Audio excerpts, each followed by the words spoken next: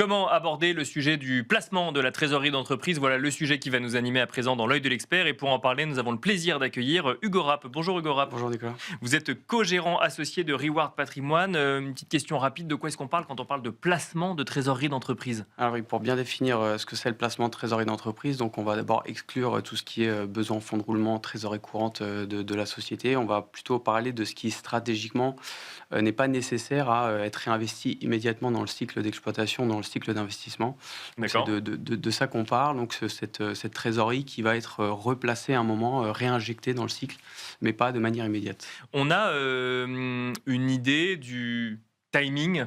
Enfin, on a effectivement le besoin en fonds de roulement. Est-ce que ça veut dire que on commence à placer sa trésorerie quand on n'en a pas besoin dans les 6 mois, dans les 1 an, dans les 2 ans? Ça dépend de chaque entreprise? Alors justement, chaque secteur a sa façon de devoir réinvestir dans un cycle d'investissement, dans un cycle d'exploitation, effectivement.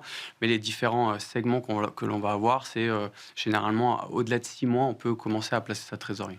Les chefs d'entreprise que vous accompagnez, avec qui vous discutez, ils ont conscience de cette nécessité de placer la trésorerie, ou de cette opportunité tout simplement de placer une partie de la trésorerie d'entreprise? Alors justement, pas assez. Et alors, on a en plus changé de paradigme. On est maintenant rentré dans une inflation.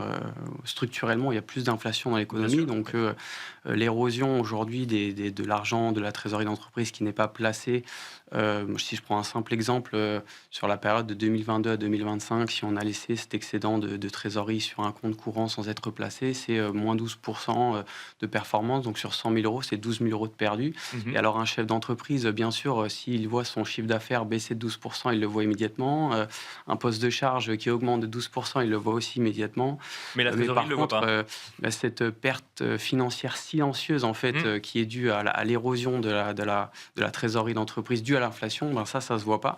Et donc, c'est un peu ce combat-là qu'on mène avec les chefs d'entreprise. Oui, parce que il n'y a pas de marqueur qui montre que vous avez perdu 12% de trésorerie d'entreprise. C'est juste que ça ne vaut plus autant quelques Complètement. années après, dans un cadre, dans un contexte économique avec plus C'est d'inflation. ça, en valeur nominale, on le perçoit pas dans un compte de résultat.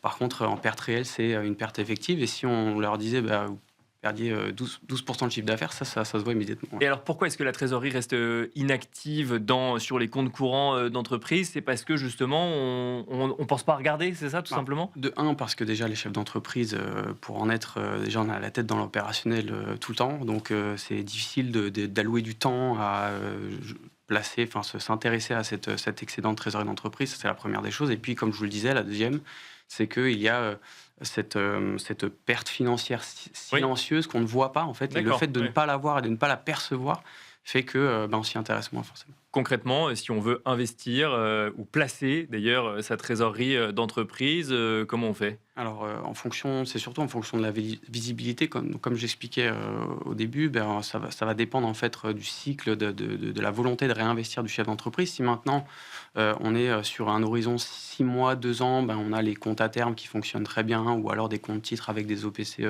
monétaires. Donc là, on a ce qui va être très important, c'est la liquidité qui est quasi immédiate sur ces supports-là, avec une performance qui, somme toute, baisse un petit peu. Et puis ensuite, si on a plutôt 3 4 années de visibilité devant nous, aujourd'hui, on part sur des stratégies plutôt obligataires, D'accord. donc qui sont assez intéressantes, puisque alors il faut maîtriser la sensibilité au taux pour se dérisquer au maximum justement du risque de taux dans le portefeuille, mais on va avoir une stratégie qui va être due à cette quantification de la courbe des taux. On a un coupon qui est versé, plus ce qu'on appelle l'effet roll-down, qui permet d'avoir vraiment des performances intéressantes sur une stratégie obligataire.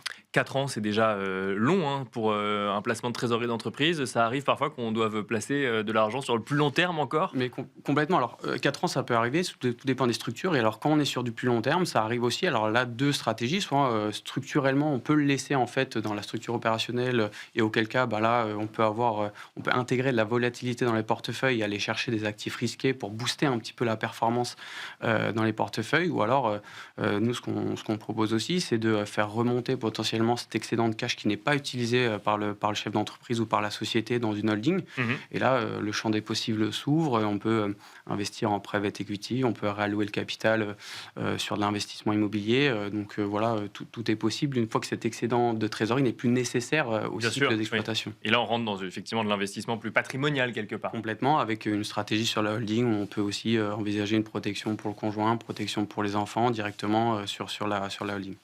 Merci Hugo Rapp de nous avoir accompagnés dans la dernière partie de Smart Patrimoine. Je rappelle que vous êtes co-gérant associé de Reward Patrimoine. Merci beaucoup. Merci Nicolas. Et quant à nous, on se retrouve très vite sur Be Smart for Change.